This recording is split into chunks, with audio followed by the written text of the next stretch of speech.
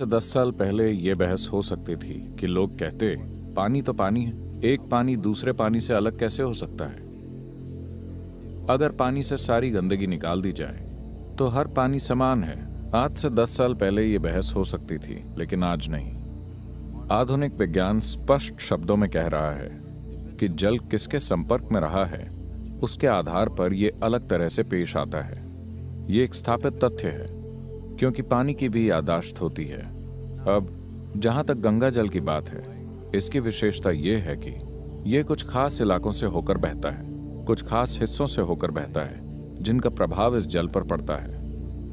और ये एक या दो पीढ़ियों की बात नहीं है। सैकड़ों पीढ़ियों से लोग उन इलाकों में आध्यात्मिक साधना करते रहे हैं, वो इस जल के संपर्क में रहे हैं, उनकी साधना का फल उस जल में मौजूद है। सुंदरलाल बहुगुणा लोगों के सामने इसे साबित करते रहे और अपनी जान भी दे दी। बदकिस्मती से कोई खास नतीजा नहीं निकला। लेकिन गंगा नदी के किनारे रहने से ही उनकी अपनी सेहत में बहुत बड़ा बदलाव आया।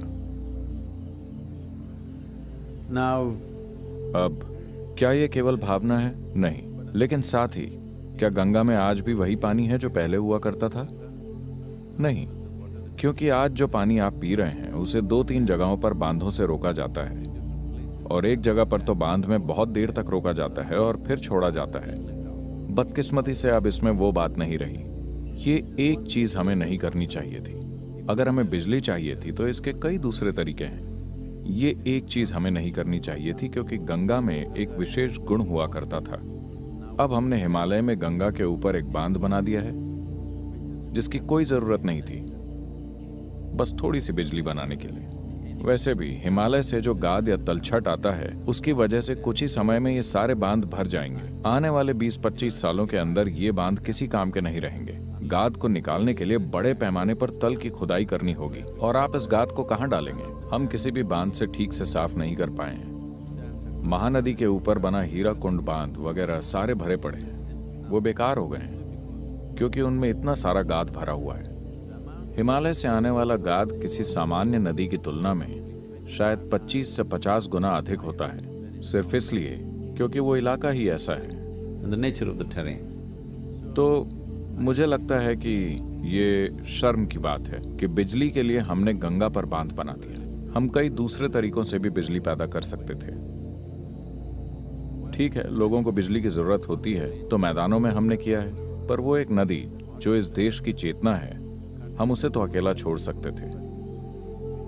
आज गंगा नदी में आने वाला ज्यादातर पानी सुरंगों से होकर गुजरता है। ये टरबाइनों से होकर बाहर आ रहा है। इसीलिए मैं दावे के साथ नहीं कह सकता कि इसमें वैसे ही गुण है, लेकिन फिर भी चाहे आप यकीन करें या ना करें, अगर आप पानी को छूते हैं तो आप देखेंगे कि ये बहुत अलग है।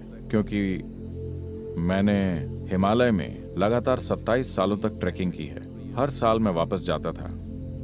मैंने देखा कि बस एक गिलास पानी पीने के बाद मुझे कुछ खाने की जरूरत नहीं होती थी, और मैं सारा दिन चलता रहता था। बस एक गिलास पानी, आप भर पेट पानी पीजिए और यह आपको ऊर्जा देता रहता है। ऐसा और कहीं नहीं होगा। अगर आप ऊपरी इलाकों में जाएं, अगर आप गोमुख और उन इलाकों की ओर जाएं, तो पानी निश्चित तौर पर खास है। नीचे आने पर इन टरबाइन वगैरह की वजह से पहले जैसा नहीं रहता, पर फिर भी उससे तो अलग ही होता है जैसा आप दूसरी जगह पाते हैं। तो यह भावात्मक पहलू नहीं, इसका एक वैज्ञानिक आधार भी है। बदकिस्मती से हम उस वातावरण को बरकरार नहीं रख रहे हैं, हम उसे नष्ट कर रहे हैं और चाहते हैं कि पानी वैसा ही रहे। कुछ समय बाद ये ऐसा नहीं रहेगा।